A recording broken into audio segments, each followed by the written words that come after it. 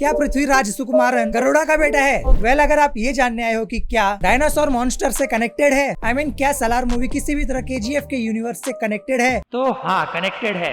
क्योंकि सालार के टीजर में हमें केजीएफ के यूनिवर्स में काफी सिमिलर मिलती जुलती चीजें और कई हिडन डिटेल्स देखने को मिली, जो कि इस टीजर को कई बार गौर और तलब करके देखने के बाद मालूम पड़ती है। और मेकर्स ने इसके बारे में अब तक कुछ भी नहीं बताया है, क्योंकि वो चाहते हैं कि लोग इसके बारे में बात करें और इसकी और हाइप बने। तो हाँ, इसीलिए हम इसके ऊपर बात करने वाले हैं। तो सबसे पहले मैं केजीएफ मूवी और सालार मूवी के कुछ सिमिलरिटीज के बारे में बात करूँ तो वो ये है कि मूवी का कलर टोन आपको केजीएफ मूवी की तरह ही लगेगा। आई मीन ये भी केजीएफ के जैसा ही डिसैचुरेटेड सा मालूम पड़ता है। उसके बाद दोनों ही मूवी के मेकर्स से लेकर उसके एडिटर्स तक सारे सेम ही हैं। वैसे सालार के कास्ट और केजीएफ के कास्ट को देखकर हमें एक चीज और सेम मालूम पड़ती है कि सालार और केजीएफ दोनों के ही कास्ट में ये दो एक्टर्स कॉमन है। अब ये चीज आप याद रखना, क्योंकि इसके बारे में हम आगे बात करेंगे। वैसे अब लोगों के लिए यूपीएससी एग्जाम से ज्यादा इंपॉर्टेंट ये हो गया है कि क्या सालार और केजीएफ के बीच में कोई भी कनेक्शंस है, ये जानना। तो जैसा कि मैंने बोला था कि सालार मूवी और केजीएफ मूवी दोनों ही हमें डिसैचुरेटेड मालूम पड़ते हैं, लेकिन इनका कलर टोन इतना भी सेम नहीं है। तो जैसा कि हमें पता है कि केजीएफ में गोल्ड माइनिंग की जाती थी, और आपने देखा होगा कि केजीएफ फ्रेंचाइजी गोल्डन टोन को हमेशा साथ में कैरी किए रहती है। साथ ही इस मूवी में हमें ज्यादातर चीजें गोल्डन कलर से ही लिखी हुई दिखाई देती है। वहीं सालार का टीजर देख के लगता है कि वो अपने एक ग्रे टोन को सेट करके रखा है। साथ ही मूवी का टाइटल भी कुछ ऐसे ही कलर में है, और टीजर के इस सीन में भी हमें यहाँ पे LMX लिखा हुआ दिखाई देता है। अब ये सारी चीजें ये इंडिकेट करती है कि इस मूवी में हमें मोस्ट प्रोबेबली लिथियम की माइनिंग दिखाई जाएगी, क्योंकि लिथियम के और भी कुछ ऐसे ही कलर और पैटर्न में दिखाई देते हैं। अगली डिटेल मुझे ये लगती है कि सालार की जो टाइमलाइन है वो केजीएफ के टाइमलाइन के आगे स्टैंड करेगी,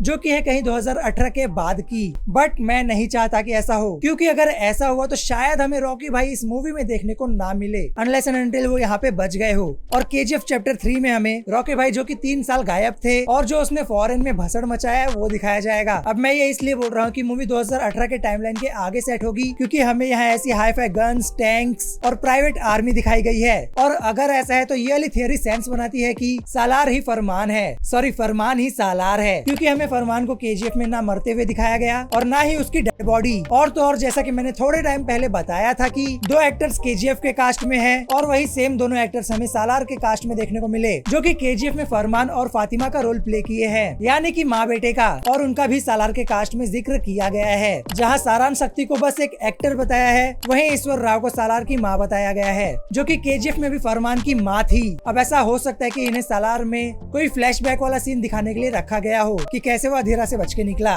अब ये गलत भी हो सकता है, ये सिर्फ एक प्रोबेबिलिटी है। ऊपर से सालार एक मोमेडियन वर्ड है, जिसका मतलब ये होता है कि किंग का राइट हैंड मैन। और ये तो आप जानते हो कि किंग कौन है और हम किसकी बात कर रहे हैं। लेकिन फिर भी ये गाड़ी देख के ऐसा लग रहा है कि ये मूवी 1980s के टाइम पे कुछ सेट हो सकती है, क्योंकि एक ओल्ड फैशन कार है। खैर, सालार मूवी में हमें सालार एक मिलिट्री का well trained one man army जैसा कुछ लग रहा है, जो कि उसके पहनावे, गन चलाने के स्टाइल और एक ये वाले सीन से मालूम पड़ता है। मतलब सालार को रॉकी भाई जैसा कुछ नहीं दिखाया जाएगा। और यहाँ पे इन चिच्चा की बात करें तो, जो कि मोर ओवर इन चाचा की याद दिलाते हैं, एक जो सबके सामने मॉन्स्टर का दबदबा बनाता था और एक जो डायनासोर का दबदबा बना रहा है। एक मिनट, कहीं ये दोनों भाई तो नहीं है? खैर, हो सकता है कि ये चिच्चा साउथ अफ्रीका सालार के कहने पे गन्स और वेपन्स लाने गए हो, क्योंकि ये साउथ अफ्रीकन ही लग रहे हैं और ऐसे ही गन्स लेके रखे हैं। और शायद चिच्चा गन्स और वेपन्स लाने में कामयाब भी हो जाते हैं, जिसके बाद सालार इन सबको इन वेपन से पेल रहा है। वैसे आपको पता होगा कि सालार का टीजर सुबह 5:12 पे ड्रॉप हुआ था, जिसको कुछ लोगों ने केजीएफ के इस लास्ट सीन के इस घड़ी से रिलेट किया था कि यहाँ एक घड़ी में 5:12 हो रहे थे, इसीलिए इसके टीजर को भी सुबह 5:12 पे रिलीज किया। तो कुछ लोग ये बोल रहे हैं कि ABCD में E 5वें नंबर पे आता है और 12वें नंबर पे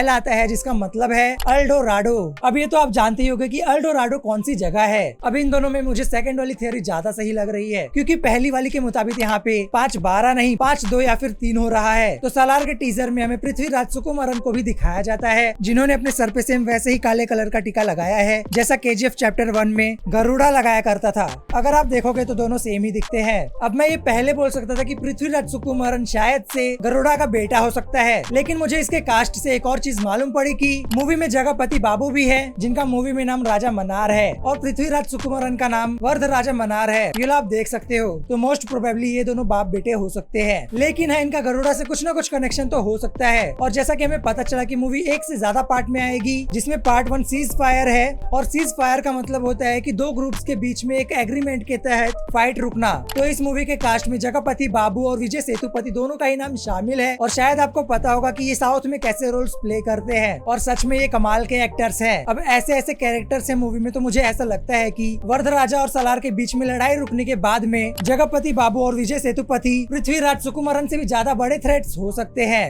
इसके बाद एक आधा और डिटेल्स की बात करूं जो कि आपको शायद से अब तक पता चल गया होगा, और ये डिटेल ये है कि सालार के टीजर और केजीएफ के पोस्ट क्रेडिट सीन में जहां वेयर हाउस या कंटेनर की छत पे सेम चीज लिखी होती है, जिससे ये मालूम पड़ता है कि ये दोनों लोकेशन सेम है। अब जहां तक मुझे लगता है कि इन्होंने ये वाली लोकेशन को ऐसे ही नहीं यूज किया है, जहां तक मुझे लगता है कि ये वाला सीन फ्लैशबैक से डाला होगा, जिसमें शायद किसी का फ्लैशबैक बताया गया हो। अब अगले डिटेल की बात करें जो वापस से इन चच्चा के पास से ही आती है, जहाँ पे इन चच्चा ने बोला था हाथी, लायन, टाइगर, चीता पावरफुल है लेकिन जुरासिक पार्क में नहीं, जो कि शायद केजीएफ से रेफरेंस हो सकता है। तो यही सब डिटेल्स और मेरी कुछ थियरीज थी जो कि मुझे लगता है कि पॉसिबल हो सकती है। मैं ये पॉसिबल बोल रहा हूँ, ऐसा नहीं है कि ये जरूरी होगा ही, ये पॉसिबिलिटीज है। लेकिन अगर आपको लगता है कि इसमें से कुछ गलत है तो आप नीचे कमेंट में मुझे करेक्ट कर सकते हो। बाकी आपको भी इस टीजर को देख के कुछ ऐसा लगता है तो आप मुझे कमेंट सेक्शन में जरूर बता सकते हो। और अगर आपको इंडियन सारे सिनेमैटिक यूनिवर्स के बारे में जानना है जिसमें केजीएफ यूनिवर्स भी आता है, तो यहाँ पे क्लिक करके ये वीडियो देख सकते हो। मिलूंगा मैं आपको अगले वीडियो में, तब तक के लिए गुड बाय।